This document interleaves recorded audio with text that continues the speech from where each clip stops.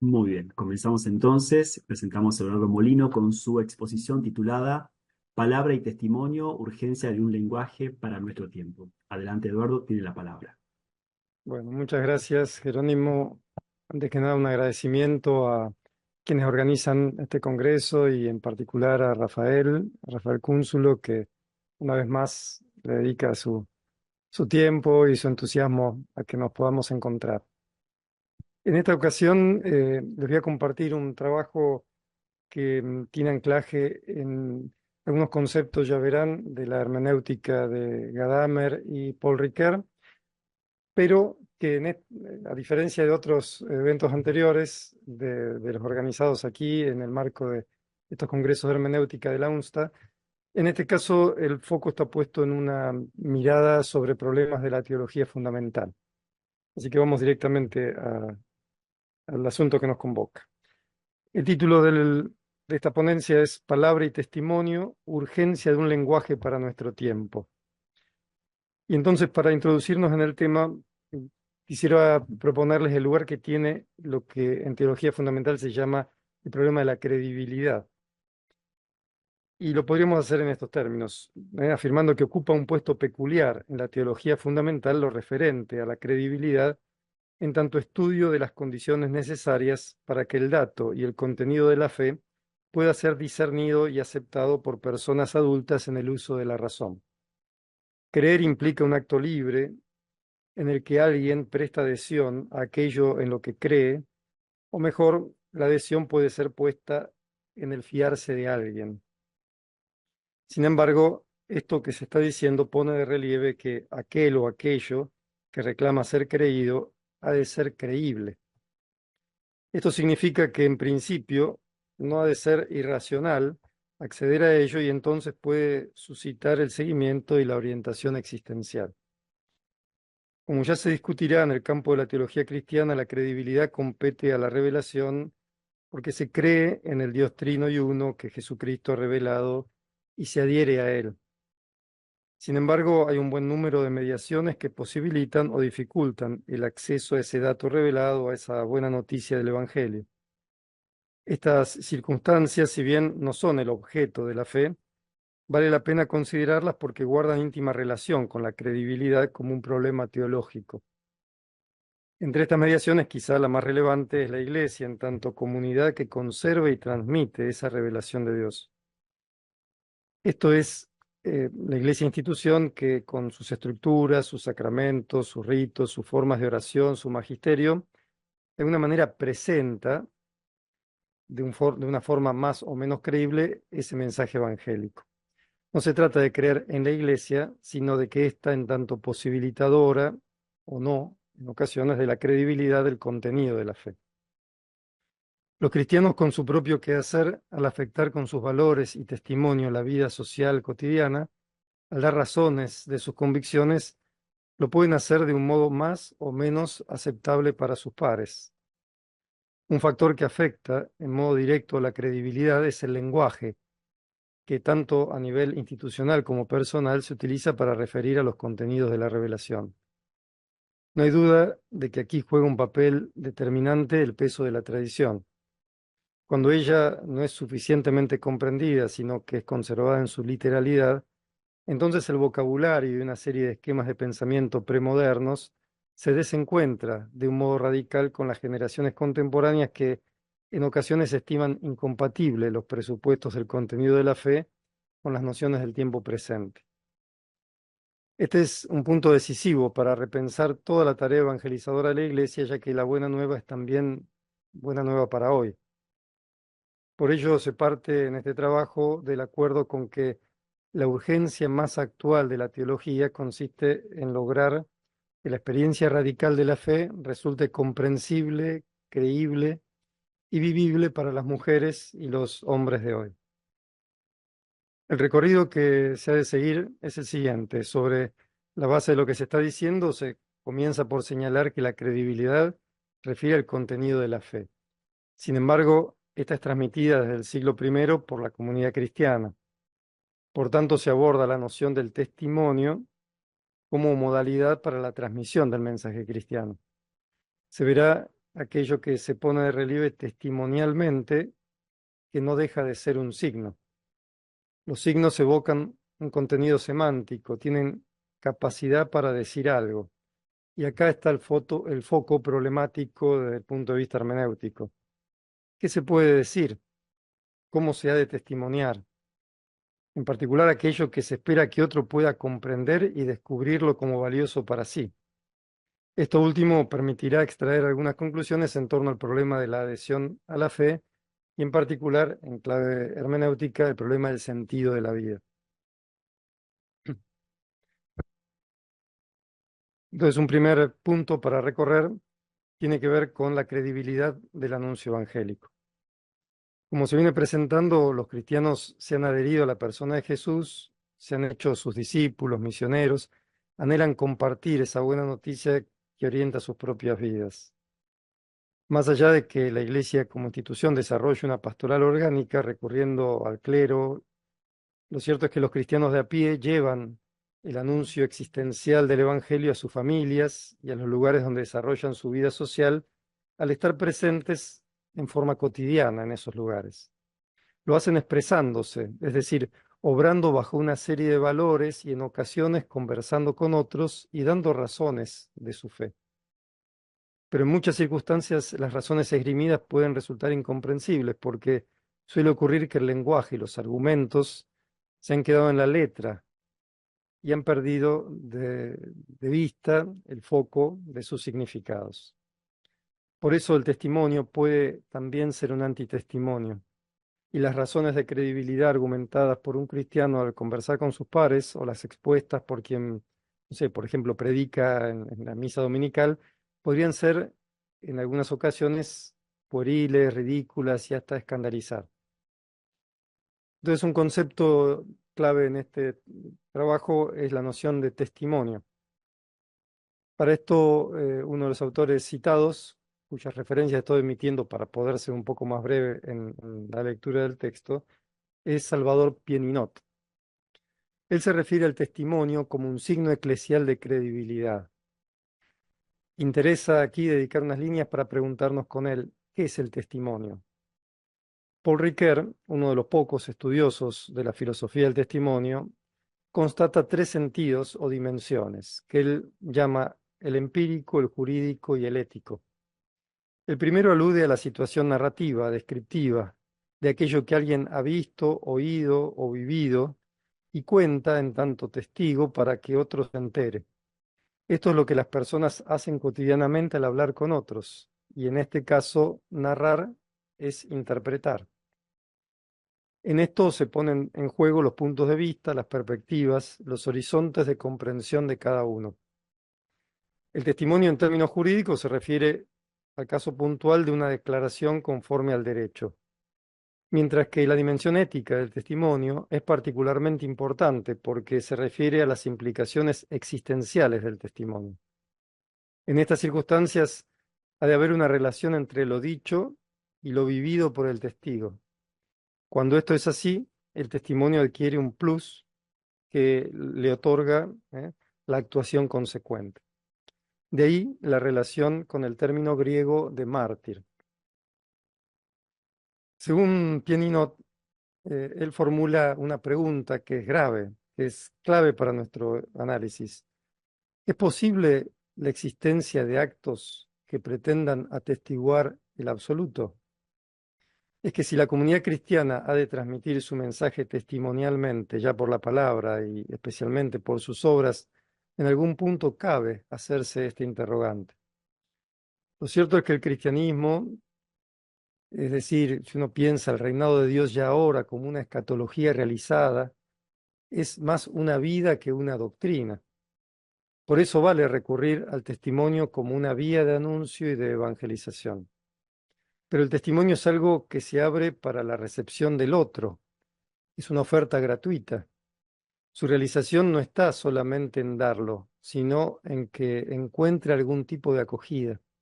Entonces, ¿qué es interpretar un testimonio? Se trata de un acto doble, un acto de la conciencia de sí sobre sí misma y un acto de comprensión histórica sobre los signos que el absoluto da sobre sí mismo. Esto hace referencia directa a que entonces el testimonio recibido ha de ser de por sí algo interpelante. Por ello cabe pensar que la recepción del testimonio implica la síntesis viva de un sujeto en su doble movimiento de comprensión de la historia y sus signos, y también la autocomprensión como una apertura al absoluto. Esto es lo que, esto que se está proponiendo es muy relevante en tanto, podríamos decir, una fenomenología del acto de fe. Por el testimonio recibido, quien lo acoge, se encuentra en el cruce de una doble interpelación. Por una parte hay gestos, signos, acontecimientos, que son históricos por estar situados en unas circunstancias que involucran a los interlocutores y que ellos abren a lo absoluto. Hay un testimonio ofrecido, ¿sí? Y también hay un testimonio recibido, por quien interpelado puede advertir algo más que lo simplemente obrado. Este es un proceso de interpelación subjetiva y por eso requiere un abordaje hermenéutico. En este contexto, en algunas ocasiones, el testimonio puede convertirse en un signo eclesial de credibilidad.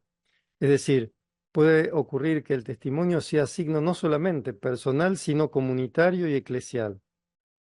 Y una dinámica de esta naturaleza ha permitido que desde el siglo I hasta hoy el mensaje cristiano se haya transmitido y llegado hasta las generaciones actuales. Tanto es así que puede advertirse que la revelación inicial es un testimonio que se acredita precisamente por mediación del testimonio de la vida. Peninot sigue afirmando incluso que el testimonio no se limita a la experiencia puramente existencial o fenoménica, sino que conlleva toda una dimensión que podría llamarse ontológica. Bueno, frente a esto, un siguiente apartado nos propondría algunas dificultades. Y ya nos hemos planteado la pregunta, ¿no? ¿Qué y cómo atestiguar? La propuesta es sencilla de enunciar.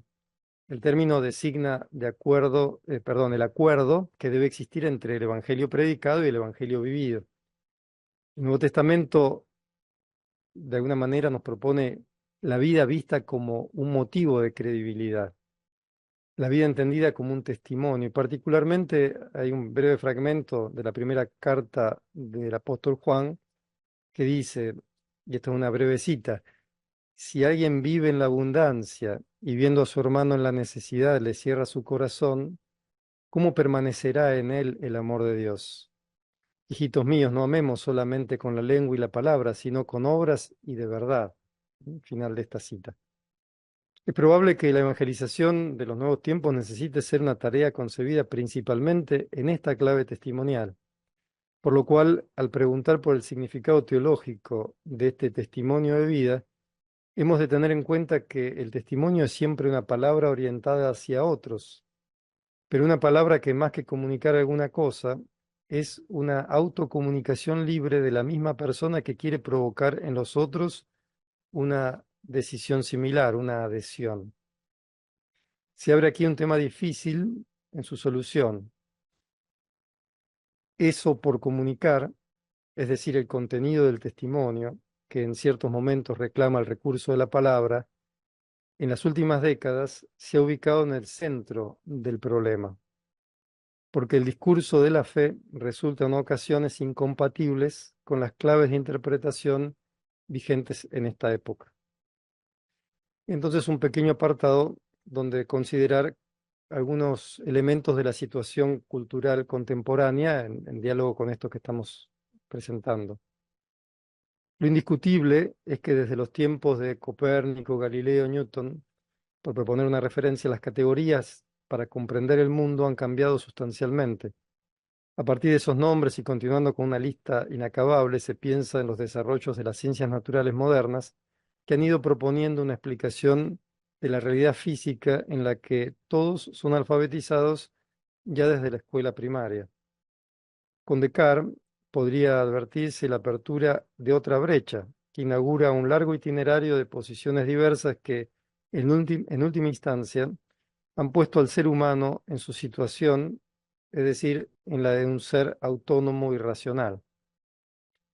Él mismo inauguró un nuevo lenguaje simbólico matemático que revolucionaría el desarrollo de las ciencias y abriría rápidamente el campo de la tecnología. Hoy las sociedades están desarrollando lo que escuchamos todos los días, ¿no? La inteligencia artificial, con las que operan inmensos cúmulos de datos, esos llamados Big Data, recogidos mediante redes que conectan al mundo. Podría abundarse en ejemplos en estos campos, pero lo que se quiere poner de relieve es el terrible desencuentro entre lo religioso y la cultura, que amenaza de manera muy radical la credibilidad y aún la comprensión misma de la fe en estos escenarios de este momento. Entonces, el punto donde quiero llamar ahora un instante la atención es en estas dificultades lingüísticas. Se presenta entonces un problema serio. O logramos cambiar muy hondamente las palabras y conceptos con que expresamos y vivenciamos nuestra fe, o la hacemos de alguna forma incomprensible e increíble para nuevas generaciones. Uno de los principales temas a este respecto tiene que ver con la presentación adecuada del mensaje cristiano en el discurso evangelizador, en la catequesis, en las homilías, en la vida sacramental y litúrgica, en el posicionamiento frente a las nociones dogmáticas, por poner algunos ejemplos, para que pueda de alguna manera comprenderse su significado en el sentido propio. Es necesario superar barreras lingüísticas y culturales que separan a la época en que aquellos textos de alguna manera tuvieron lugar y el auditorio actual. Lo que se está diciendo se podría proponer en términos de la teoría de la comunicación de Jacobson. El entendimiento entre entre un emisor y un receptor se logra sobre la base del mensaje compartido, sea este verbal, textual, gestual o de otro modo. En cualquier caso, hay un código que ambos necesitan compartir para poder entenderse. En ocasiones, el código es el lenguaje, por ejemplo, donde ambos necesitan estar comunicándose en el mismo idioma. Pero no es solamente un problema de léxico, sino también del alcance semántico de este. Sin embargo, esa significación común la alcanzan los interlocutores al compartir también un referente y un contexto. Aquí se evidencia el ámbito conflictivo que se está aludiendo.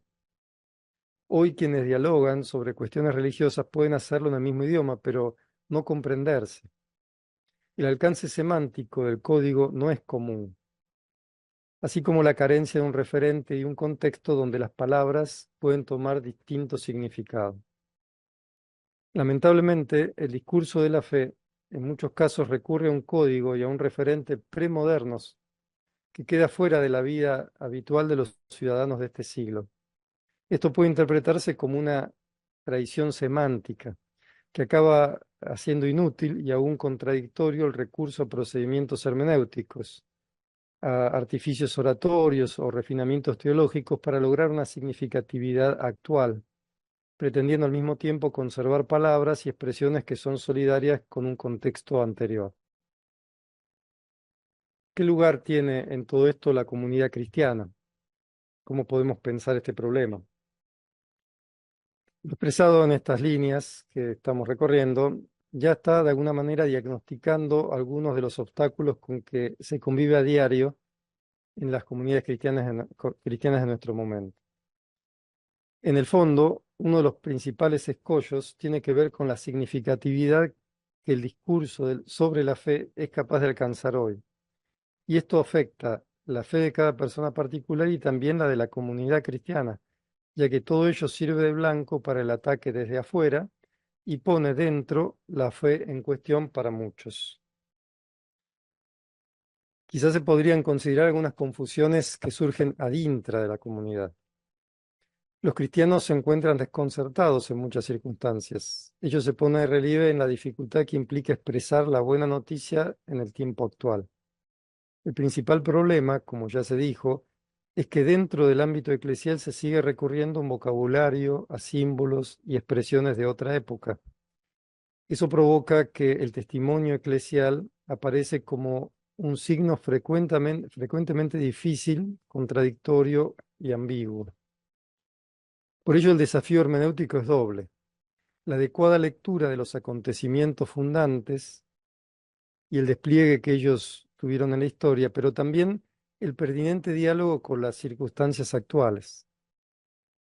Este ejercicio es necesario hacerlo ad intra de las comunidades cristianas, como camino de superación del dualismo, pero también como vía para que la fe impacte en la vida cotidiana de todos los creyentes. Ahora también hay dificultades en el plano de la evangelización, o sea, hacia afuera. Referir al secularismo de la sociedad no es una mera elucubración teórica, sino más bien es un dato fáctico de la realidad occidental. En un mundo que se ha acostumbrado a vivir sin Dios, el gran problema es que el de la experiencia de Dios, y que éste sea interpelante para el hombre y para la construcción de la sociedad. La historia, en tanto disciplina, se ha desarrollado científicamente en los últimos 2 siglos, y ello ha contribuido a realizar una crítica. En ocasiones esta crítica está muy bien fundada y a veces pone el foco sobre la actuación de la Iglesia como institución. Esta comprensión histórica provoca que la Iglesia, por definición es el sacramento, ¿no? Es un sacramento de encuentro con Dios, puede ser, y de hecho en circunstancias concretas, un obstáculo y así una dificultad en el camino a Dios para muchas de las personas de nuestro tiempo. En algunos casos, la fe cristiana late subyacente en la cultura milenaria que todavía caracteriza al mundo occidental, lo que se advierte en la axiología social, en el marco jurídico y en múltiples expresiones cotidianas. Pero lo que ocurre a las generaciones actuales es que de alguna forma rechazan, podríamos decir, como un Dios domesticado por la tradición católica posiblemente. Para responder a algunos de estos planteos actuales, es necesario retomar lo que se ha tratado más arriba, porque el testimonio se convierte en punto de referencia para la praxis eclesial en su relación con el mundo. Pero en íntima conexión con el testimonio se encuentra la categoría de signo de los tiempos. En efecto, se trata de una expresión que Juan XXIII usó por primera vez en la bula de convocatoria al Concilio Vaticano II en 1961, y también en el esquema de la encíclica Pacem in Terris de 1963. Pablo VI habló de los signos de los tiempos en su encíclica programática Ecclesiam Suam de 1964, y el Vaticano II la utiliza en particular en la Constitución Gaudium et Spes. En estos documentos, los signos de los tiempos podrían entenderse en esta clave: es escrutar los signos de los tiempos y es interpretarlos a la luz del Evangelio, de tal modo que se pueda responder a las cuestiones eternas de los hombres sobre el sentido de la vida. Una vida de fe madura, conforme a los tiempos actuales, requiere de personas capaces de discernir los acontecimientos de la vida cotidiana, tanto en el día a día personal y familiar como en el seno de la comunidad eclesial, para poder situarse, actuar y responder a los desafíos con un testimonio que pueda, podríamos decir, hablar por sí mismo y ser elocuente para la sociedad contemporánea. El problema es que la iluminación o los criterios que habitualmente se buscan en el depósito de la fe han de leerse y escucharse con términos ayornados y no seguir haciéndolos desde categorías ajenas. En este sentido, la apertura a la acción del Espíritu Santo que habita en cada bautizado y en la comunidad creyente es la única salida cuando se asume este problema desde la fe. Ha de ser en la línea del sensu fidei, que refiere en particular al Lumen Gentium, donde se inscribirá el discernimiento de estos signos de los tiempos. Otro tema difícil que va madurando lentamente en las últimas décadas tiene que ver con el modo en que los cristianos se relacionan con otros credos. Este sería un tema que también se aborda en este texto, pero que voy a omitir aquí en esta presentación para abocarme al tiempo que tenemos asignado. Y entonces, ya para ir al plano de las conclusiones, el foco estaría puesto en procurar una síntesis que pudiera vincular las nociones de fe, es decir, el problema de la credibilidad, y el problema del sentido, una categoría propiamente hermenéutica. Ha quedado explícita la urgencia por una revisión de fondo que integre la herencia de la fe recibida en la coyuntura presente. Es que hay un cambio radical que el paradigma moderno impone en la manera de comprender las relaciones de Dios con el mundo, de modo que solo teniéndolo en cuenta y repensando desde él nuestra concepción de Dios y de sus relaciones con el mundo, cabe hoy una fe coherente y responsable. Este quehacer es importante porque afecta a dos dimensiones. Por una parte, ayuda a cimentar y poner fundamentos razonables a los cristianos que orientan la vida por su fe. Hay muchos temas ambiguos que generalmente no se tratan porque son conflictivos. Posiblemente en ellos está la raíz del problema, de modo que hay que asumirlos como parte de la reflexión. Seguramente las ciencias en su desarrollo actual han de colaborar en el adecuado discernimiento, de manera que desde la fe pueda buscarse el sentido de los acontecimientos de la vida. Pero a la vez, esto conlleva nuevas perspectivas para la apertura al diálogo con personas que tienen otras perspectivas. Ya se habló de que la fe ha de atestiguarse y ello actúa al nivel de las personas e interpela a cada una. En este sentido, el testimonio manifiesta de forma particular un valor que atrae y que fascina. Ahora bien, cuando los cristianos a nivel personal y familiar, a nivel comunitario, integran una visión de la realidad con categorías actualizadas, de modo que efectivamente se hace posible sintetizar la fe y la vida, recién ahí la apertura a otros puede encontrar canales de diálogo. En esto se puede retomar uno de los puntos de partida de este texto donde se consideraba hasta dónde la actuación de la Iglesia favorece o dificulta la credibilidad del mensaje que anuncia. Ciertamente, el testimonio revela una secreta armonía entre lo anunciado y lo vivido. Lo que se está diciendo no implica ignorar que, a pesar del esfuerzo de diálogo y apertura a una sociedad plural como la presente, es probable que exista desentendimiento y conflicto. No todo es igual. El diálogo no implica una apertura al otro que haga capaz, mejor dicho, el diálogo justamente, ¿no? Es la apertura al otro, ¿no? Que lo que se pretende es hacer capaz la comprensión. Pero ello no implica que los interlocutores hayan de pensar exactamente del mismo modo. Lo que se tiene que dar lugar es a un ámbito donde todas las perspectivas puedan entrar en diálogo, evitando de un modo absoluto la vía de la violencia donde se pretende imponer una perspectiva sobre las otras. Sin embargo, tanto hoy como ayer se requiere de un discernimiento habitual del testimonio. Y en algún punto el testimonio sigue siendo también martirio. Es necesario vivir con una perspectiva nueva la revelación histórica de Dios. Si al leer algunos salmos se aprecia en ellos la visión de un Dios celoso, vengativo, justiciero, es cierto que esas maneras de percibir el vínculo respondieron a un momento histórico. Hoy quizás se ha de percibir a un Dios no intervencionista y exquisitamente respetuoso de la autonomía del mundo.